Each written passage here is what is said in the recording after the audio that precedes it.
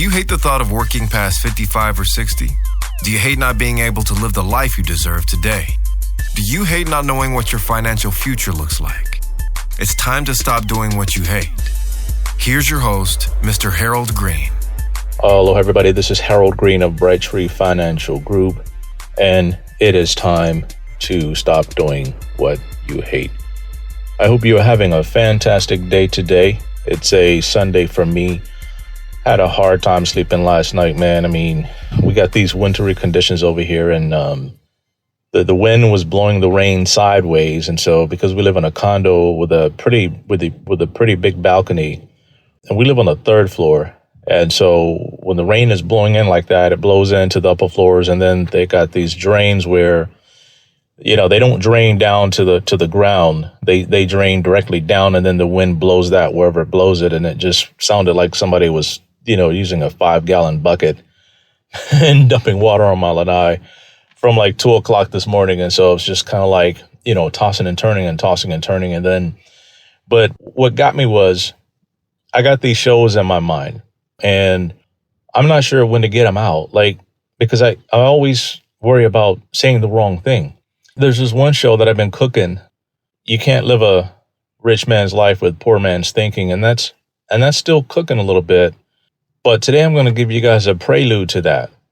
And this is a very important one because I'll be straight up honest with you guys. Until I realize the difference between these two things, my life never went anywhere. And it's the major reason why I struggled. I was praying, begging God, pleading with God, I need money for this. God, I need money for that. And, you know, I was working hard, trying to do the right thing, and nothing was working. And this is what I learned, and I'll share it with you guys. It's one of the biggest keys to my success. And if you implement this the right way, it's going to be one of the biggest keys to your success. But I'm going to go back a little bit and talk about my mission. And my mission is to help the people in the middle class, whether you are upper middle class, lower middle class, middle class. I don't care who you are, where you at, what you do for a living, because Proverbs says there is profit in all labor. And idle chatter leads to poverty, but there is profit in all labor. So are you guys ready to get it? I'm about to unlock this thing, and I'm about to blow it up. So 1, 2, 3, let's get it.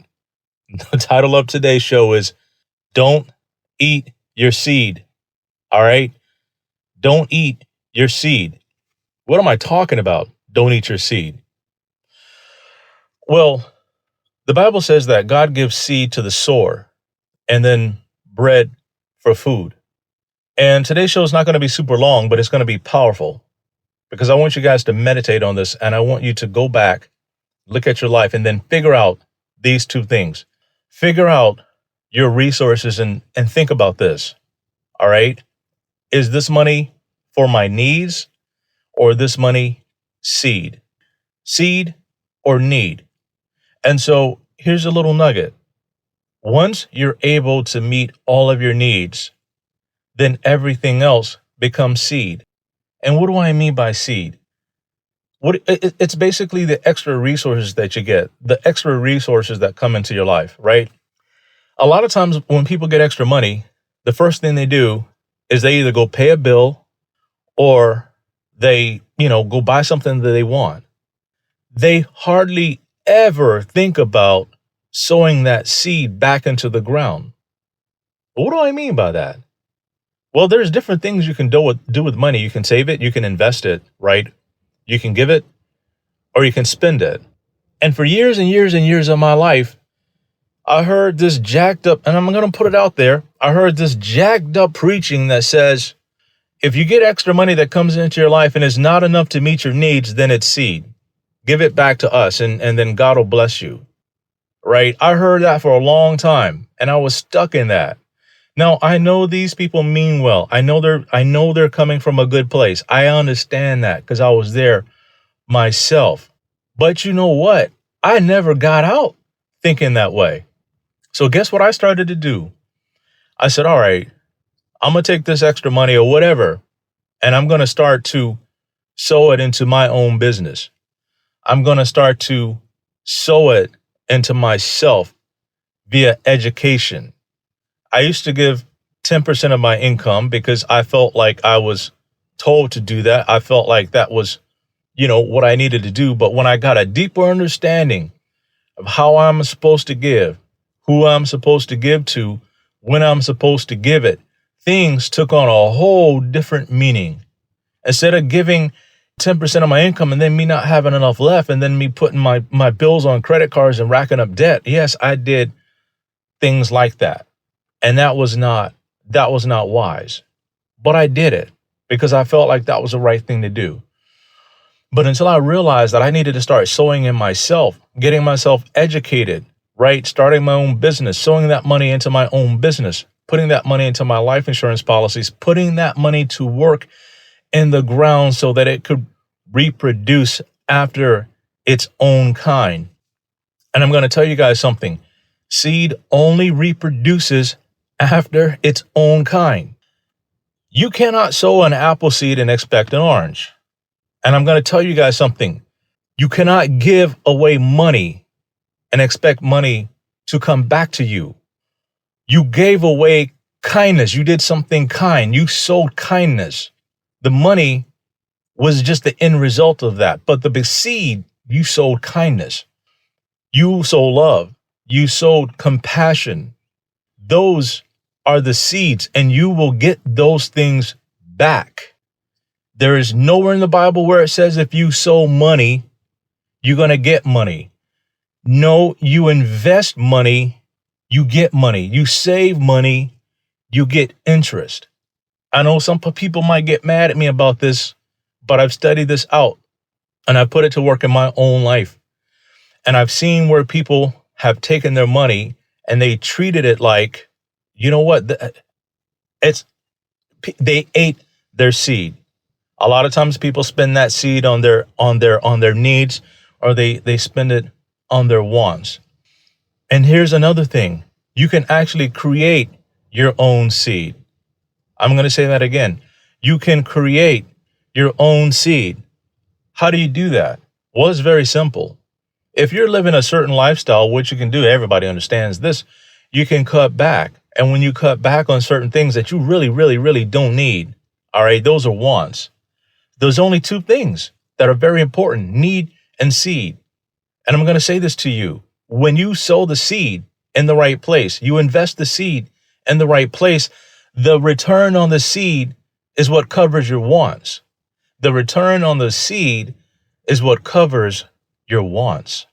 Meet your needs, invest your seed, then you can have the things that you want. Why do we have it so backwards? Well, I think there's a corruption in our thinking because of a corruption in the teaching and the corruption in the instruction that we get. Because the people that are teaching you things about finances, sometimes they don't understand the gravity of what they're saying. They don't understand the long-lasting impacts of things that they're saying to you 5, 10, 15, 20 years down the road. How is that going to impact your life? I was talking to a client the other day, and she says she tells everybody that she's super excited that I'm way younger than her and that I'll be around to see her retire and live the kind of life that she wants to live because I'm younger than her. And I said, the truth is so many people, they have financial advisors that are way older than them, and they put financial plans in place that they'll never see come to fruition because the guy either retires, he passes away or whatever. And I said, the challenge is no one really wants to trust a young person. Nobody really wants to trust a young kid with their finances. And she said, I didn't even know how old you were at the time. And I said, yeah, I just carry myself like I'm an old dude. And probably by the time, when I met her, I was like in my 30s or something like that. So I think we've been together for more than 10 years now, I think, maybe something like that. So I was like 39, 40, somewhere around there. But, no one ever really knew how old I was. It's because I carried myself a certain kind of way. I educated myself a certain kind of way. I sowed back into myself and I learned the things that I needed to learn. I invested my seed. And we kept our lifestyle very, very, very basic. Today, our lifestyle is very, very, very, very basic. Although we can afford major things, to me, those are wants. Those are simply wants. And sometimes I'll indulge myself with a want only when my seed can afford it. Only when the return on my seed gives it to me. I don't spend my seed covering my wants, and I don't spend my seed. I don't grow my needs. I'm going to say that to you again. I don't grow my needs. My needs are very basic. Shoes, place to live, right? I don't need to have the nicest house on the block. It's not necessary, right? I don't need it. I don't entertain. I don't have people over all the time. If you do, that's great. That's your life, right? Enjoy that. Do that. That's you. You do you. But because you know what? Chances are your seed is giving you a big enough harvest to be able to do that. But if you're doing that out of, it became a need, like you increase your needs, that's tough. I won't go get a $2,000 Lamborghini car payment or a Lamborghini lease payment. I won't do that. I will not do that. If the return on my seed is not large enough for me to do that, I'm not doing it. I'm not doing it. The biggest thing that we went and borrowed for is we went and borrowed for our house, our condo. We borrowed on that, and that's, we borrowed to buy that because that was just, smart, right? But that price, that mortgage hasn't changed at all. We haven't refinanced it. It stayed the same. So no matter how much money I make over what my basic needs are, I'm not going to increase my basic needs and then start eating into my seed, right? And so we do our best every single year to create more seed, create more revenue, and then we take that revenue, reinvest that revenue. And so I'm going to put something out there. In 2020, I saw this house, $2.4 million. It was fantastic in Hawaii standards. It was phenomenal. It had 4 or 5 bedrooms, had a nice huge pool, it had a nice big jacuzzi. It had everything, a barbecue area. It had everything. And so basically I called my realtor and he said, you know what? That's a bad idea. That's a bad idea. And I'm thankful that I didn't go through with that, because if I did, all of the extra money that I had, most likely it would have went towards like an $18,000 mortgage or a $20,000 mortgage. At the time, the return on my investment was not enough to cover $18,000 a month. So looking back on it, and because I've ingrained it in my mind not to eat my seed, but to sow it, I am where I am today. And I'm sorry, folks, I sound a little bit preachy. I'm sorry. I don't mean to preach at y'all today. I know it's Sunday and everything, but I don't mean to preach. I just want to encourage you folks. And I want to let you know that it's okay having a contrary belief to everybody else that you hear and everybody else that you see. Sometimes you're going to have to be alone in this thinking. And sometimes when I hear people say things that don't agree with my experiences and what I've learned in this and what the Lord has taught me with this and what he's shown me with this, I have to be real humble about it. I have to be real humble about it because I ain't trying to hurt nobody's feelings. I ain't trying to make nobody feel bad. All I'm trying to do is help people. And that's where my heart is coming from. I want to help people. I'm not trying to get rich off people. That's not the intent. I do make money by doing what I do. And I think I'm good at what I do. I'm not great at it yet, but I'm good at it. And I'm trying to get to great, right? And so therefore, it's going to require me to sow more into that area, right? Sow into the areas where you want to be great. If you want to have a lot of money, you got to sow into that area. You got to invest into that area, whether it's paying for money for courses and classes to educate yourself, whether it's investing in the market, whether it's investing in real estate. You have to invest in the area that you want the results. You got to understand the difference between need versus seed. And that's going to be the prelude to you can't live a rich man's life with poor man's thinking. It's coming, y'all. It's coming. It's on the way.